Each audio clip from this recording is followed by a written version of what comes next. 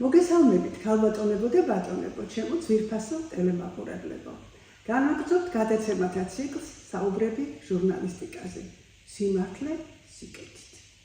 დღეს უცხოელი სტუმარი გვყავს გაერთიანებული სამეფოდან, ტექნიკურ მეცნიერებათა დოქტორი, ბაკინგემის უნივერსიტეტის ნანოტექნოლოგიების პროფესორი, 3 პატენტის, 12 მონოგრაფიის, 300-ზე მეტი სამეცნიერო სტატიის ავტორი, 3 სამეცნიერო ჟურნალის, მათ შორის მრავალპროფილიანი ორენოვანი სამეცნიერო კვლევითი ჟურნალ ბრამსის სარედაქციო საბჭოს თავმჯდომარე, ჯერემი რამსდენი, ბრიტანეთისა და შვეიცარიის მოქალაქე. 12 წლის განმავლობაში მუშაობდა შვეიცარიაში არსებულ ბაზელის ბიოცენტრში, მოწვეული ლექტორის სტატუსით. საკუთარ სამეცნიერო კვლევით გამოცდილებას უზიარებდა სტუდენტებს არგენტინაში, საფრანგეთში, უნგრეთსა და იაპონიაში. 10 წლეულებია, რაც პროფესორი რამსდენი თანამშრომლობს თბილისელ და ბათუმელ კოლეგებთან და არაერთგზის სტუმრობს ჩვენს ქვეყანას. საქმიანი ვიზიტით. მოგესალმებით, პროფესორო რამსდენ, უღრმესი მადლობა ჩვენს გადაცემაში სტუმრობისა და მონაწილეობისთვის. თქვენ ხშირად წერთ და საუბრობთ უნივერსიტეტებში გატარებული პოსტმოდერნული რეფორმების თაობაზე, რომლის შედეგადაც მნიშვნელოვნად შეიცვალა სამეცნიერო კვლევითი პროცესი და მისდამი დამოკიდებულება. განმარტეთ თუ შეიძლება ამ რეფორმების არსი და მნიშვნელობა. თუნდაც ინგლისის მაგალითზე. There are two things. One is a specific set of reforms instigated by the Jarrett report to make universities more efficient by infusing them with financial accountability at every level. And the other is the trend from mode 1 to mode 2, or instrumental research. Mode 1 is when the scientists and researchers simply do what they think is most important and interesting. It's a kind of division of labour in society. But mode 2 requires industry, and industry asks universities to carry out defined pieces of research. And the same goes for government. Government departments may ask universities to carry out such research, and also the research councils, government agencies, provide grants to carry out contractually defined pieces of research. Now, the fundamental problem with this mode 2 can be summed up in a single word, prévenance, the French word which means something like, if I use a Dutch proverb, de klant is koning, the customer is king. And this has some unintended consequences, because it means that the university researcher will tend, sometimes even unconsciously, to provide the answer that who the customer, that is the payer, wants. And it's quite difficult to get around this problem, actually. Now, there are even more unintended consequences, and in the European Union we have also a highly developed system of providing research grants, the so-called Horizon program now, and this goes even beyond the research councils in providing grants. The European Union typically specifies fairly precisely the research area that needs to be done. And of course these programs are written by the bureaucrats in the Commission, and many of them of course were scientists once, they're ex-scientists, but they are not at the cutting edge of research anymore, so they cannot know better than the scientists who are going to carry out the research what is most important and what needs to be done. And there is another inefficiency in all this, simply that there are too many applicants for these grants and research programs now, so that 90% typically of the applications are rejected. They have to be rejected. I have met members of the panels that judge these applicants who are in despair because they are confronted with, let's say, 6 excellent proposals And because there's only funding for one, they have to reject 5 of them, more or less at random. So the whole system is thoroughly unsatisfactory. როგორ გესახებათ პრობლემის მოგვარების გზა, სათხიდან გამოსავალს ამ პრობლემიდან? Well, the solution to this problem is actually quite simple. And it is to allocate the resources, adequate resources, which means as much as a scientist can spend, to every scientist. Now, in Great Britain, we have the ambition to become a science superpower. This was, I think, enunciated by Prime Minister last year. And one way of achieving this is to greatly increase spending on science. So the government proposes to spend every year £20,000 million on science. Now, this is going to be allocated to various agencies. For example, there's a brand new agency that's been set up, the ARIA, the Advanced Research and Innovation Agency, and there are numerous other agencies scattered around the country. And of course the research councils will also get some of this money. Now, there are about 10,000 science and engineering professors in the United Kingdom, full professors. And the bar to become such a professor is pretty high. You have to go through not only the rigorous undergraduate and then postgraduate training, research degrees and so on, but then the competition for these posts is pretty intense. And so one can reasonably assume that the occupants of these posts, these chairs of research, are pretty competent scientists who are certainly capable of spending whatever they are given. So my solution is simply to divide this 20,000 million among the 10,000 professors, so they end up with about £2 million each year to spend. And this would enormously increase the output of research, of good research in England. And of course they would be free to collaborate with others. Of course some apparatus and installations cost more than £2 million a year. They would collaborate, they would join other professors, they could pool their resources, and they would be free to spend this money on whatever they like. They could spend it on equipment, they could spend it on studentships, stipends for research students and so on. And they would be free to decide on what topics they will research, because they will know what is best.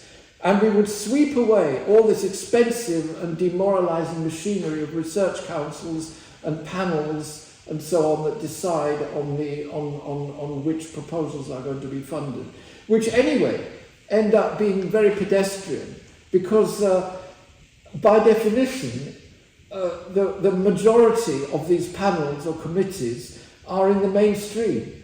And of course the mainstream will always vote against anything that is truly innovative that departs from the mainstream. So you end up with this pedestrian research, and the person receiving the grant feels they have to do what is required, even if they realise that the goals that were written down in the contract are no longer relevant and so on. It's just an awful inefficiency. წლების წინ თქვენ წერდით იოჰან სებასტიან ბახის სახალხო კანტატაზე უფალო შენი სახელივით მარადილია დიდება შენი, რომლის ტექსტსაც ლოცვა დაღავლენს რეჩიტატივი ბანის პარტიაში, დაგვიფარე ამ წლის განმავლობაში ცეცხლის, სნეულებისა და ომისაგან. მაშინ ბრძანეთ მას შემდეგ, როგორც ჩანს, კაცობრიობა შორს არ წასულა, ან რეგრესმა პროგრესს გაუსწრო. ვინაიდან ეს საფრთხეები კვლავ აქტუალური გეჩვენებოდათ. დღეს როგორ შეაფასებთ ვითარებას ბახის კანტატის მიხედვით? Well, this is indeed a curious coincidence. Now, I identified contemporary fire with global warming. Disease is COVID-19, but some other things as well, such as the enormous increase in antibiotic-resistant bacteria, And also obesity deserves mention as a terrible scourge, a cause of much ill health, and incidentally global warming as well. So they are related. Now the difference today, compared with Bach's time, seems to be that we imagine that we can do something about them. But what is actually happening does not give enormous ground for optimism. Let's take global warming as an example. Now, going back to question 1, we have the IPCC, the Intergovernmental Panel for Climate Change, and they are mandated to find not only evidence for global warming, but also evidence for anthropogenic carbon emissions and all the rest of it. And they are not actually honestly giving all the information. Let me quote from Richard Feynman's 1974 Caltech commencement address about scientific integrity, which is a principle of scientific thought that corresponds to a kind of utter honesty. In summary, the idea is to try to give all of the information to help others to judge the value of your contribution, not just the information that leads to judgment in one particular direction or another.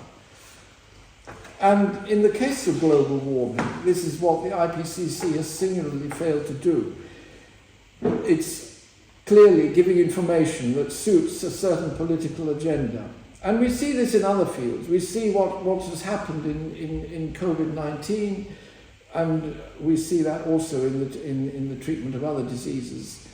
And when we come to the final in Bach's trilogy, Feuer, Krieg und Pestgefahr, Krieg, war, we see a horrible proliferation of wars. Now it seems with increasing frequency and severity, and it's almost as if society, or those who are doing their best to lead society, are actually deliberately promoting this proliferation. And of course, all this emphasis on unique agendas deflects attention from providing more sensible solutions. For example, in global warming, we better also consider, at least in parallel, mitigation strategies, because at the moment it doesn't look as though we're going to succeed in cutting emissions sufficiently, anywhere near like sufficiently, to halt the greenhouse effect, if that scenario is indeed correct. Thank you. ახლა ძალზე აქტუალურია გლობალიზაციის თემა. როგორ შეაფასებთ მის დადებით და უარყოფით მომენტებს, თუნდაც ინგლისის მაგალითზე? Globalization, პლუსები და მინუსი. Well, yes. Now, globalization does seem like a good thing in theory. That global interconnectedness it allows scientists and others, many others, to share, to access ideas and share ideas all over the world. But we can also see some unintended consequences, and the most dangerous that I perceive is the loss of variety.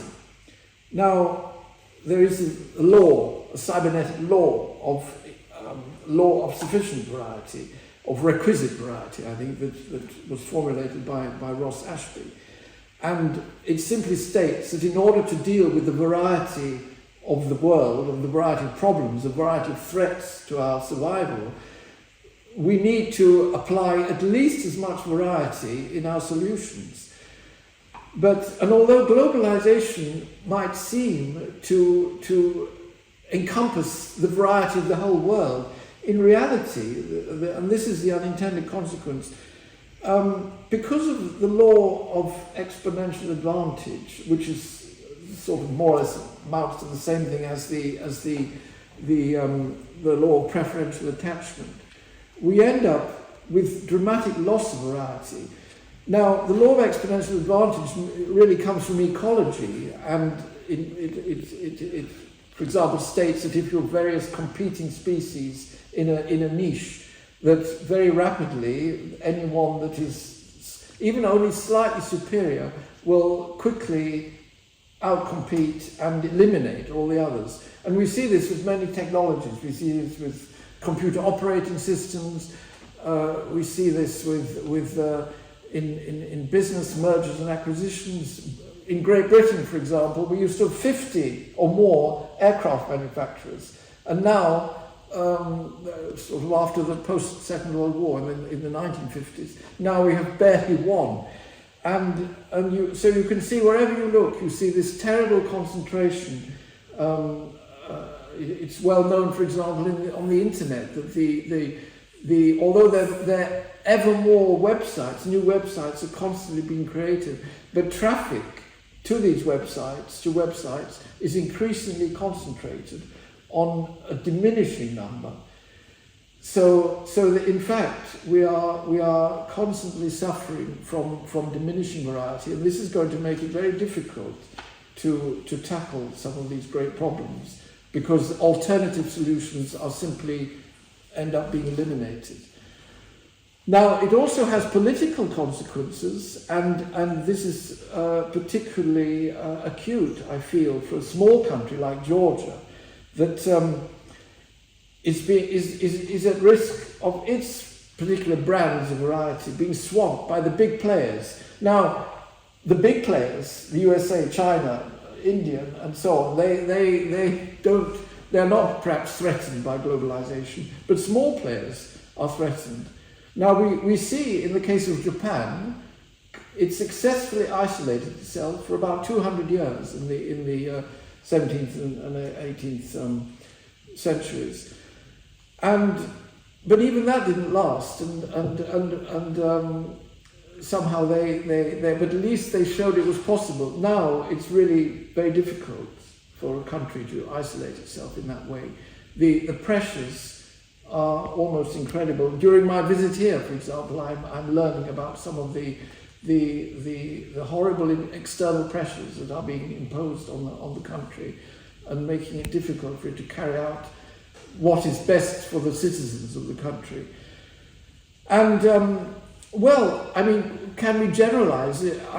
Perhaps this is somehow related to this question of balance between individualism and collectivism. And I always think of Galileo's remark that one voice of reason is worth more than thousands of voices that parrot the collective wisdom. So we need to keep that very strongly in mind and uphold the value of the individual original contribution. Thank you. ახლა დიდი დისკუსიები იმართებდა იმის თაობაზე, რომ გუტენბერგის ეპოქის პირშო ბეჭდური მედია გზაჯვარედინსია, რომ მას ციფრულ მედიასთან კონკურენციის უნარი და ძალა არ გააჩნია და შეიძლება ვერ გაუძლოს ამ კონკურენციას, რომ მას გაქრობა ემუქრება. გარკვეულწილად ჟურნალ-გაზეთებს კიდეც შეეწყოთ ეს და დაკარგეს თითქოს ძველი დიდება. თქვენ როგორც მკითხველი და რედაქტორ-გამომცემელი, როგორ ხედავთ, მართლაც ემუქრება ვესტურ მედიას დამარცხება ამ კონკურენციაში და გაქრობა? Well, it is a serious problem, and the fundamental issue here is the integrity of inviolability. Now, the printed or written word, whether it's written by hand or printed, makes us a difference actually. Once written, it cannot be undone without leaving traces. And you may remember that famous line from the Rubaiyat of Omar Khayyam, the moving finger writes, and having writ moves on, nor all thy piety nor wit shall call it back to cancel half a line. And in contrast to that, the digital record can be altered with the greatest of ease. So whence comes all our problems of fake news and unreliable evidence and so on, because if it's only stored digitally, we can with great difficulty establish what was originally written down, what was originally recorded in some electronic or optical medium. And there are various corollaries to that, such as when one knows that what is written and cannot be recalled, one takes more care in its preparation. I know myself, if I'm preparing an article for publication in a printed journal, certainly at the final stage of checking the proofs, I try and do it as carefully as possible to ensure the absence of any mistake. Whereas if it's something that's just going to be posted on the website, I know very well that it can be corrected and altered and amended any time I please. And there is, again, we have unintended consequences and corollaries that online journals, particularly online-only journals, tend to be associated with the publishing model, the so-called APC model, the author processing charges. Now, the traditional model of the printed journal uses subscriptions, so the journal is paid for. The scientific journals are mainly subscribed to by libraries and some individuals, and that pays for the costs of production. But with the APC model, the costs are covered by authors who pay a fee to have their article published. It's a bit like the vanity publishing in the book publishing world. And this brings about an irreparable conflict of interest. This has been pointed out very eloquently by Jeffrey Beall, the distinguished US librarian. And this conflict of interest is simply that the publisher has an interest in publishing as many articles as possible, regardless of quality, because it is on that their income depends. So online APC-style journals are not really peer-reviewed. It goes back in a way to the first question of prévenance. The publisher wants to give the customer, the payer, what he or she wants, whereas the subscribing payer, of course, wants high-quality journals, and the subscriber is not at all connected with the acceptance of papers. Now, some journals have even perhaps honestly you could say they have accepted this state of affairs, and they have no peer review at all, not even a pretensive peer review. They say, well, it is up to the readers to provide comments on these journals, and they provide some online facilities for doing that. Now, that is also a good idea, and actually some of the big publishers, Elsevier, for example, I know perhaps 10 years ago, they tried a system like that. They offered a chance to receive comments on any published paper. But this didn't last very long, and I inquired about the reason for that, and there was simply too little take-up. Too few authors were actually commenting on papers to make it worthwhile. So that is really why we should keep up the at least some printed journals of record, you can call them. Now, there are other issues as well, like the actual reading, and that is really a matter of personal preference, depending on circumstances. It's difficult to read from a computer screen if you're on a sunny beach, for example, but it's also a good compromise that you can have printed journals that are also available digitally. So I don't have to go to a library. In fact, it's many years since I went to a library to take down a journal from a bookshelf and look up a paper. From the convenience of my laptop computer, I can access content from practically any journal in the world. But let us remember that integrity of inviolability that is only possessed by the printed record, not by a digital version. უღმესი მადლობა საინტერესო პრობლემური თემების განხილვისათვის და ძალიან საინტერესო საუბრისთვის.